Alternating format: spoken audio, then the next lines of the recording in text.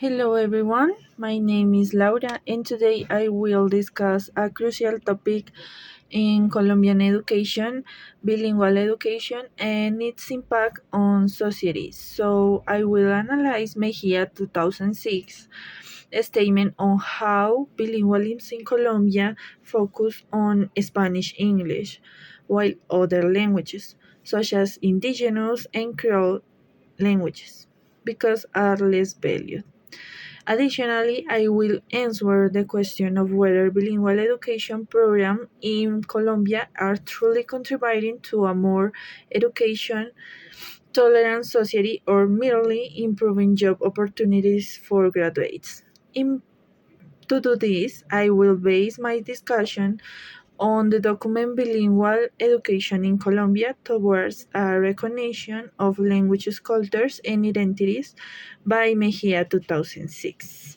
So let's get started with understanding bilingualism in Colombia. Bilingualism in Colombia is often associated with the Spanish English model, which is considered socially and economically advantageous. However, Mejia 2006 highlights that other forms of bilingualism, such as indigenous and Creole languages, are often discarded. The Colombian government has implemented several bilingual education policies, primarily emphasizing English as a second language.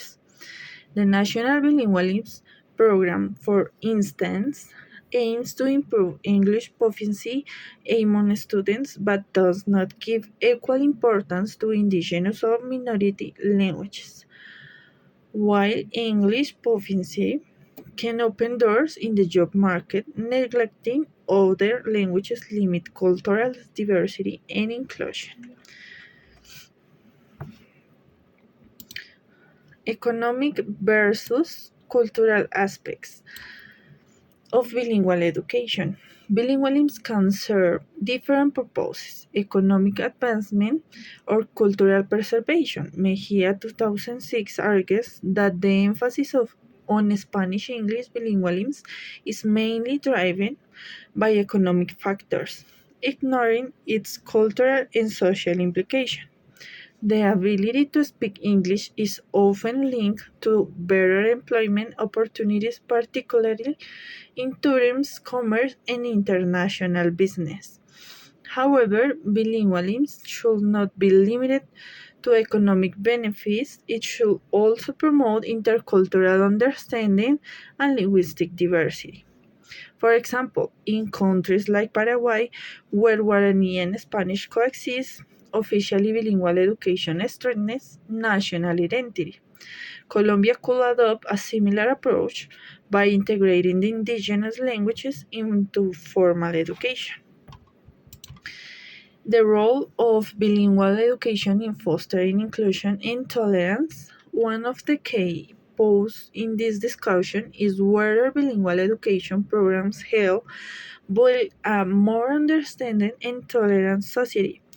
Mejia 2006 suggests that prioritizing only Spanish English bilingualism marginalizes speakers of indigenous and Creole languages, reinforcing social hierarchies.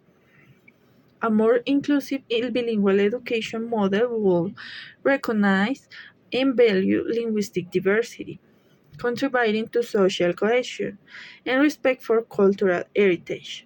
For example, the Wayuu people in La Guajira have a rich linguistic heritage, but without proper support for bilingual education in their native language, younger generations may lose their cultural identity.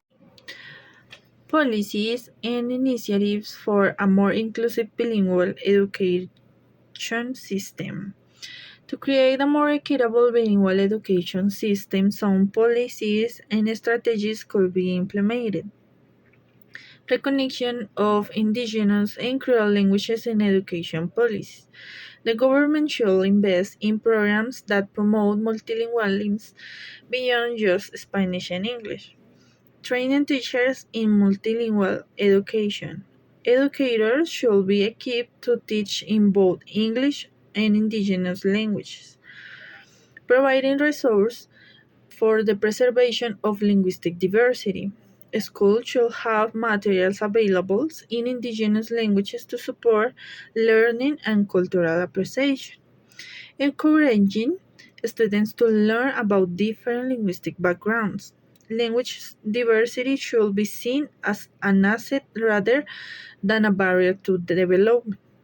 For example, in Bolivia, Quechua, Aymara, and other indigenous languages have been integrated into the educational curriculum, helping to maintain cultural identity while providing access to global opportunities. The impact of globalization on bilingualism.